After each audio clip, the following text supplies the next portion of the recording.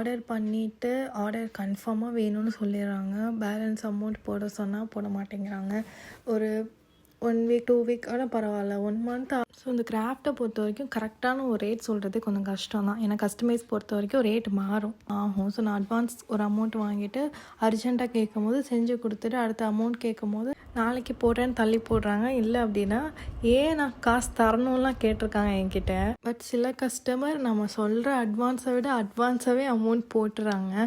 Balance நம்ம தான் அவங்களுக்கு திருப்பி கொடுக்க வேண்டியதாக இருக்குது. திருப்பி கொடுத்தாலும் வேணான்னு சொல்கிற அளவுக்குலாம் இருக்காங்க நிறைய கஸ்டமர்ஸ். நான் எல்லாருமே குறை சொல்ல விரும்பலை.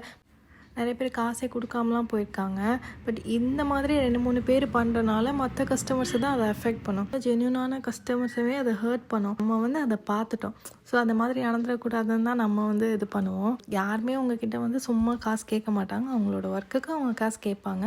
ஸோ இந்த மாதிரி ஒரு ஸ்மால் பிஸ்னஸ் பண்ணுறவங்க கொஞ்சம் ரெஸ்பெக்ட் பண்ணிங்கன்னா கொஞ்சம் நல்லாயிருக்கும்.